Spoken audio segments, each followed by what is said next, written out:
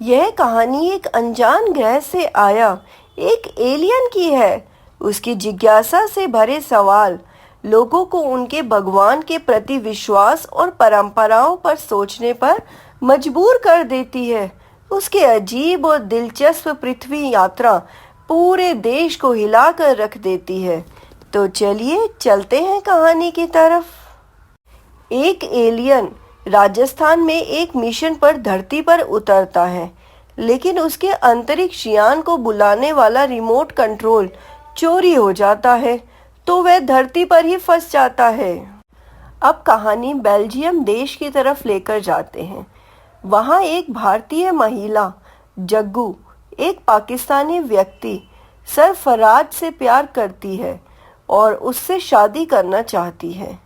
जग्गू के पिता उनके अलग अलग धर्मों की वजह से शादी के लिए आपत्ति जताते हैं और अपने परिवार के तपस्वी महाराज से सलाह लेते हैं, जो महाराज भविष्यवाणी करते हैं कि सरफराज जग्गू को धोखा देगा। अब जग्गू को किसी तपस्वी पर विश्वास नहीं होता, इसीलिए वो तपस्वी को गलत साबित करने के लिए सरफराज से शादी करने के लिए कहती है। लेकिन शादी के दिन कोई बिना नाम वाला पत्र जग्गू को मिलता है, जिस पर लिखा होता है कि वह उससे शादी नहीं करेगा। यह पढ़ने के बाद जग्गू का दिल टूट जाता है, जिस पर उनकी शादी कैंसिल हो जाती है। अब जग्गू बेल्जियम छोड़कर भारत लौट आती है और यहाँ आकर पत्रकार बन जाती है। एक दिन वह एक अनजान इंसान से मिलती है, जो लापता भगवान के बारे में पर्चे बांट रहा होता है। लापता भगवान के पर्चे देखकर वह हैरान हो जाती है। फिर जग्गू उस इंसान के बारे में जानना चाहती होती है और वह उससे बात करती है और उसका भरोसा जीत लेती है। तब वो एलियन जग्गू को बताता है कि कैसे उसने दिल्ली में उसका रिमोट चुराने वाले चोर की तलाश शुरू कर दी, जहां उसे लोगों ने उसका नाम पीके रख दिया, जिसका मतलब है शराबी, क्योंकि लोगों को लगा कि वह नशे में है।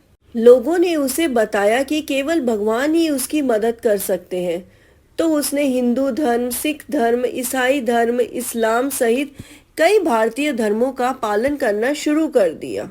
इसी तरह उसने भगवान को खोजने का प्रयास किया, लेकिन कोई फायदा नहीं हुआ। अब जग्गू पीके की मदद करने का वादा करती है।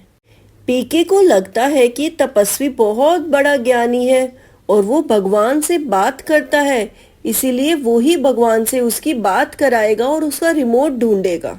उसको लगता है कि वो भगवान को फोन करके लोगों की समस्याओं का हल पूछते हैं, और जिन लोगों की समस्याओं का हल नहीं निकलता वो फोन पर गलत नंबर डायल कर रहे होंगे। एक दिन पीके को पता चलता है कि उसका रिमोट चोरी करने वाला चोर मिल गया और उसने रिमोट तपस्वी को बेच दिया है।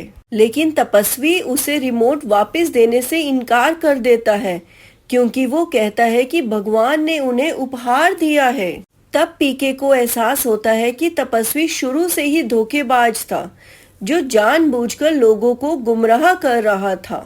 अब पीके लोगों से कहता है कि धोखेबाज बाबाओं के बजाय असली भगवान पर विश्वास करना चाहिए, जिसने उन्हें बनाया है। लेकिन तपस्वी का दावा है कि उसका भगवान से सीधा संबंध है।